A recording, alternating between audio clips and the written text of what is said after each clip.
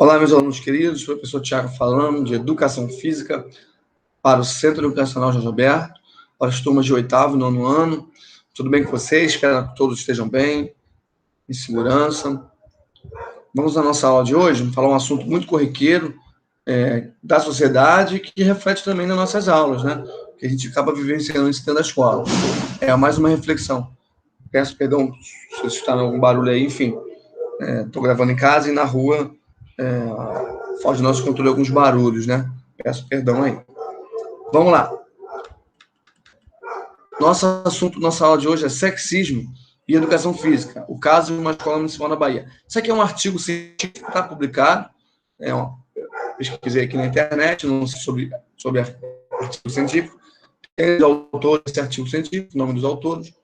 Só para conhecer, um artigo de 2013. Vamos lá. Vamos à introdução. Em pleno século XXI, o ser humano ainda parece ter dificuldade em conviver com as diferenças. Nesse sentido, torna-se necessária a criação de leis que viabilizem a convivência harmônica entre os seres humanos.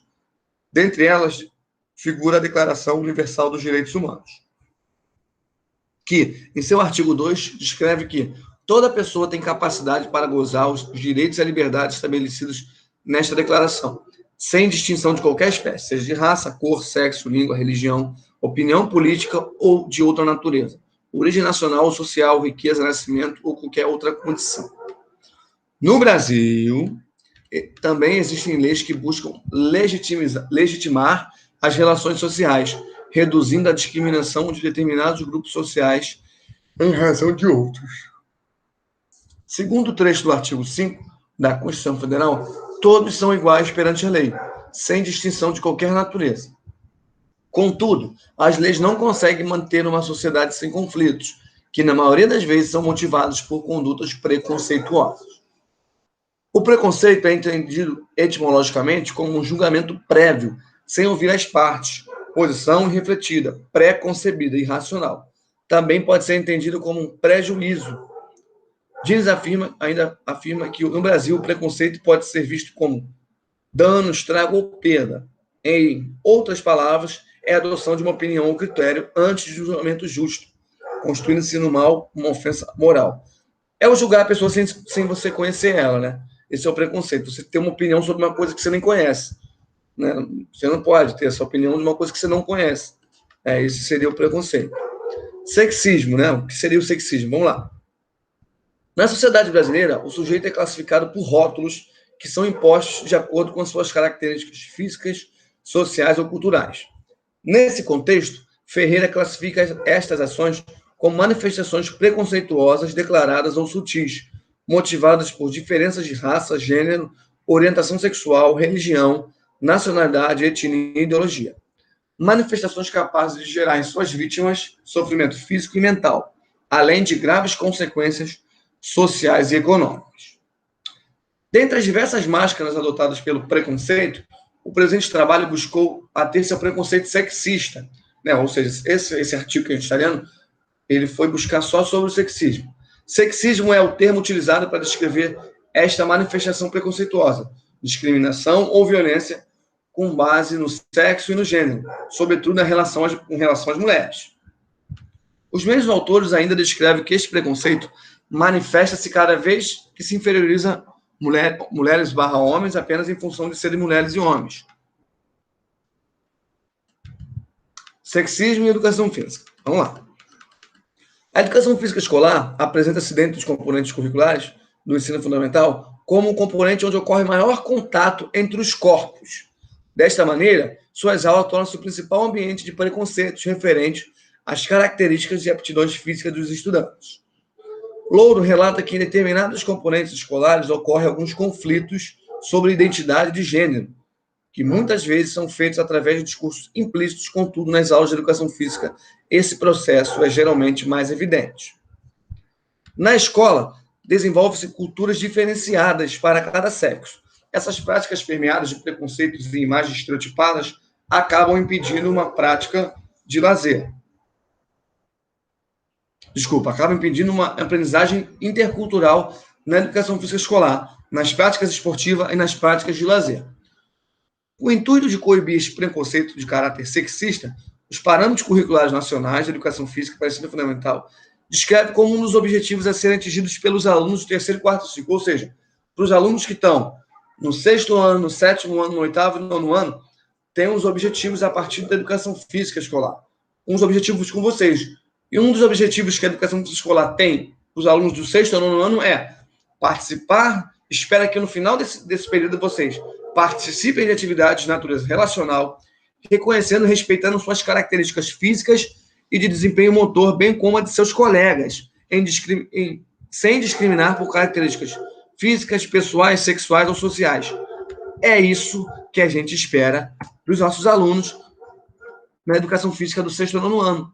Uma das coisas que a gente espera, não é só isso, né? Uma das coisas em que vocês participam de atividades de natureza relacional, ou seja, que tem relacionamento com as pessoas, reconhecendo e respeitando suas características físicas, seu desempenho motor é o quê? O que é o desempenho motor? Sua habilidade daquele jogo ali para chutar uma bola.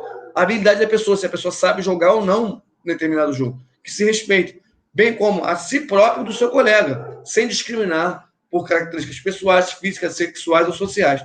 Sem discriminar, lá, a menininha não sabe nem jogar, ela é lerda. Olha lá, menina, só podia ser menina. Infelizmente, a gente escuta muito isso. Futebol é para homem, pô. Vai jogar vôlei, vai jogar queimado, coisa de menina. Essas coisas que a gente fala aí, que tem que ser combatido isso. Não existe um esporte do homem, não existe esporte da mulher. O esporte é para todos, o esporte é de todos, o esporte da escola é para todos. E que devem praticar juntos. Meninos e meninas devem fazer aula juntos. O esporte é de todos para todos. Professor, mas na televisão, o futebol tem futebol dos meninos, dos homens e futebol das mulheres separado. Sim, de fato tem. Mas o futebol da televisão, o esporte da televisão, seja vôlei, basquete, futebol, enfim, é o esporte de alto rendimento, é o esporte de performance. O nosso esporte da escola é o esporte de educação, é o esporte de participação, em que todos participam com os direitos iguais, em que todos devem participar como direito ao acesso à cultura.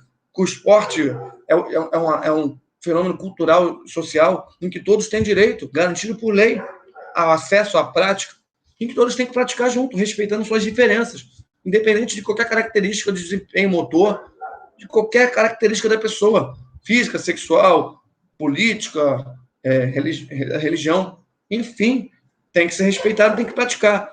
E não chamar um colega de burro. As meninas vão jogar o vôlei ou o queimado e a gente vai jogar o futebol. Não. Pode jogar os dois, pode jogar futebol, os dois podem jogar queimado. Não tem problema nenhum nisso. O que precisa é se respeitar.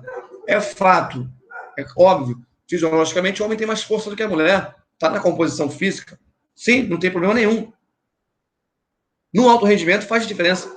Mas a escola não faz diferença. O objetivo não é vencer, é participar, é desfrutar da prática.